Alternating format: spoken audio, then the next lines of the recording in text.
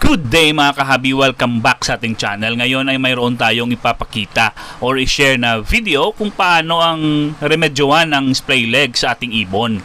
I-share din natin kung paano ang paglagay ng bird ring or ang pag-leg banding sa ating mga alagang African lovebirds.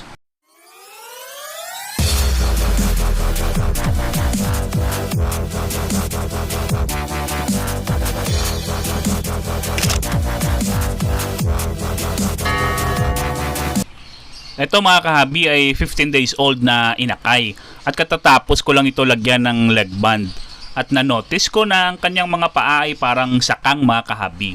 Malalaman nyo yan kapag sa nest box ay hindi pa tumatayo sa edad na 15 days old at ang kanyang dibdib ay nakasayad sa sahig or sa kusot mga kahabi.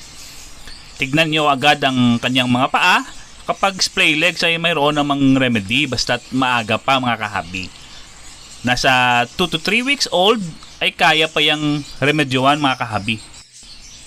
Ngayon mga kahabi ay panoorin nyo lang ang video kung paano ko nilalagyan ng posas ang ating inakay na may splay legs. Gamit ko lamang ay transport tape at scotch tape mga kahabi. Ito ay tested and proven na hindi yan kayang putulin lalong-lalo na ng mga breeder or parents ng ating inakay na mayroong splay legs.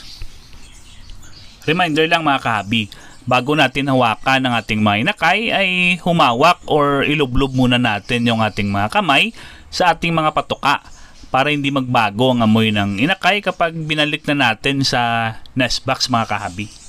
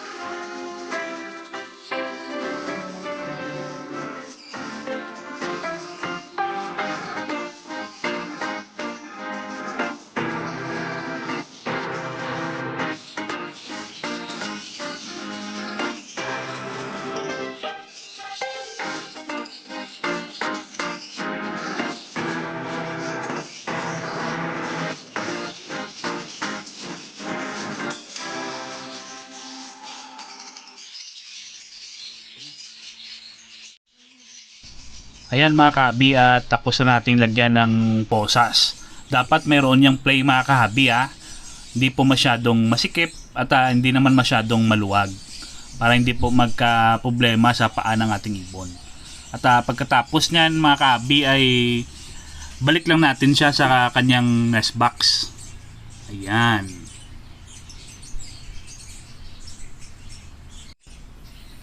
Ngayon mga kahabi ay papakita din namin sa inyo ang tamang paglagay ng leg band sa ating alagang ibon.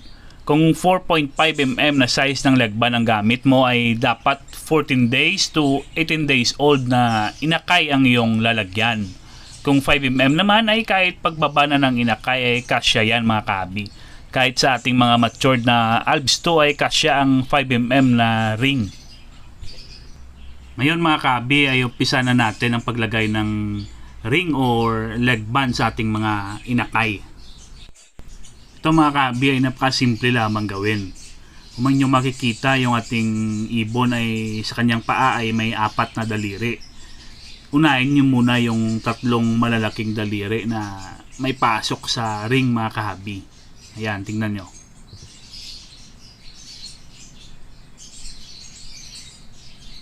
Yan.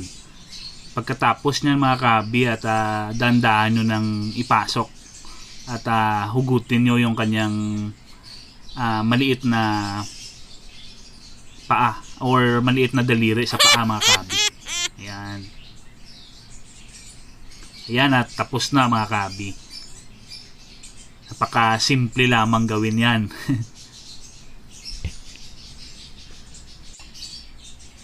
Ayan, at tapos na tayong mag-leg band mga kahabi.